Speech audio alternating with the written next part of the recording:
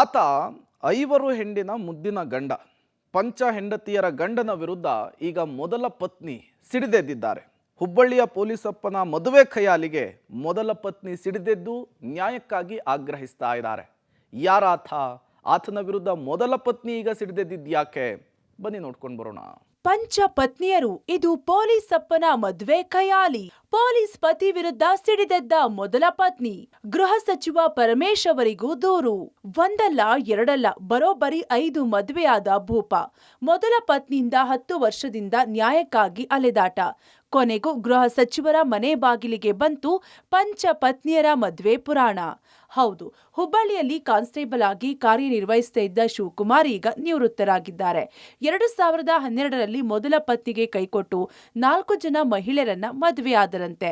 4 ಮಹಿಳೆಯರಿಗೆ ಮಾದಪ್ಪ, ಶಿವಪ್ಪ ಅಂತೆಲ್ಲ ಸುಳ್ಳು ಹೆಸರು ಹೇಳಿ ಯಾಮಾರಿಸಿ ಮದುವೆಯಾಗಿದ್ದಾನೆ ಅಂತ ಮೊದಲ ಪತ್ನಿ ಆರೋಪಿಸಿದ್ದಾರೆ. ಅದಾದ ಬಳಿಕ ಕೋರ್ಟ್ ಜೀವನ ನಿರ್ವಹಣೆಗೆ ದುಡ್ಡು ಕೊಡುವಂತೆ ಸೂಚಿಸಿದ್ರು. ಶಿವಕುಮಾರ್ ಕೊಡ್ತಿಲ್ಲ ಅಂತ ಈಗ ಮಗನ ಸಮೇತ ಗೃಹ ಸಚಿವರಿಗೆ, ಪೊಲೀಸ್ ಮಹಾನಿರ್ದೇಶಕರಿಗೆ ದೂರು ಕೊಡಲು ಬೆಂಗಳೂರಿನಲ್ಲಿ ಅಲೆದಾಡುತ್ತಿದ್ದಾರೆ ಮೊದಲ ಪತ್ನಿ. ಒಂದ್ರಾಗ ದಸ್ಕಿರ್ ಸಾಬ, ಒಂದ್ರಾಗ ಒಡ್ರ ಶಿವಪ್ಪ, ಒಂದ್ರಾಗ ಮಾದ್ರ ಶಿವಪ್ಪ, ಒಂದ್ರಾಗ ಬಡಿಗೇರ್ ಶಿವಪ್ಪ, ಒಂದ್ರಾಗ ಐನಾರ್ ಶಿವಪ್ಪ, ಒಂದ್ರಾಗ ಶಿವಲಿಂಗಪ್ಪ. ಇಷ್ಟು ಜಾತಿ ಬದಲ ಹೆಸರು ಅಂತ ಎಲ್ಲಾರ ಹೆಸರು ಅಡ್ರೆಸ್ ಹೇಳ್ಕೊಂತ ಮಾಡ್ಕೊಂತ ಹೋದ್ರ ಮೇಡಮ್, ಕಾನೂನು ಹೆಣ್ಣು ಮಕ್ಳು ಹೆಂಗೆ ಹೋಗ್ಬೇಕು ಹೇಳ್ರಿ? ಏನಿಲ್ರಿ, ನಾ ಡಿಪಾರ್ಟ್ಮೆಂಟ್ ಅಂತ ಹೇಳೇ ಇಲ್ರಿ ಅವ್ರು ಯಾರಿಗೆ. ಒಡ್ರ ಶಿವಪ್ಪಗೆ ನಾವು ಗೌಂಡ್ರ ಕೆಲಸ ಮಾಡ್ತೇವೆ ಅಂತ ಹೇಳ, ಆ ಉಳ್ಕೆದಾರಿಗೆಲ್ಲರೂ ಮುಸ್ಲಿಂ ದಸ್ಕಿಸಾಮ್ ನಾನು ಇದ್ರ ಕೆಲಸ ಮಾಡ್ತಾರಲ್ರಿ, ಕೆಬ್ಬಂದ್ರಿ ಕಾಟ ಅದು ಇದ್ರದ್ರಿ ಮಾಡಿವ್ರಿ ಮೇಡಮ್.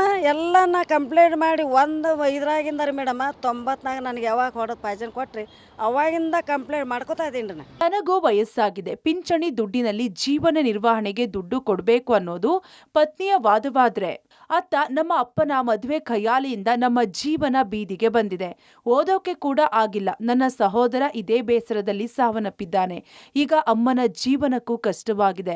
ಪೊಲೀಸ್ ವೃತ್ತಿಯಲ್ಲಿದ್ದವರೇ ಹೀಗೆ ಕಾನೂನು ಉಲ್ಲಂಘನೆ ಮಾಡಿದ್ರೆ ಹೇಗೆ ಅಂತ ಮಗ ಪ್ರಶ್ನಿಸಿದ್ದಾನೆ. ಏನಿಲ್ಲ ಮೇಡಮ್, ಅವನು ಸರಿಯಾಗಿ ನಮಗೆ ನೋಡ್ಕೊಂಡಿಲ್ಲ, ಸರಿಯಾಗಿ ನಮಗೇನು ಪರಿಹಾರನೂ ಕೊಟ್ಟಿಲ್ಲ. ಇನ್ನೊಬ್ರದ್ದು ಹೆಣ್ಮಕ್ಳದ್ದು ಇದನ್ನು ಜೀವನನೂ ಹಾಳು ಮಾಡ್ದೆ, ನಮ್ಮ ಜೀವನನೂ ಹಾಳು ಮಾಡ್ದೆ. ಅದ್ರ ಜೊತೆ ನಮ್ಮ ಸಣ್ಣ ಮಕ್ಕಳಿಂದನೂ ಜೀವನನೂ ಹಾಳು ಮಾಡ್ದಾರೆ. ಅದ್ರಾಗ 2ನೇ ತಮ್ಮನೂ ತೀರ್ಕೊಂಡ ಇವನ ಸಲುವಾಗಿ. ಬರೀ ನಾವು ಕಷ್ಟದಾಗ ಬಂದೀವಿ ರೀ. ನಮ್ಮ ಅವ್ರಿಗೆ ತ್ರಾಸ ಆಯ್ತು, ನಮಗೂ ತ್ರಾಸ ಆಯ್ತು. ನಾವು ಶಾಲೆ ಬಿಟ್ಟು, ಎಜುಕೇಷನ್ ಬಿಟ್ಟು ದುಡಿಯೋಕೆ ಹೋಟೆಲ್ದಾಗ ಹೋಗ್ತೀವಿ ರೀ ನಾವು.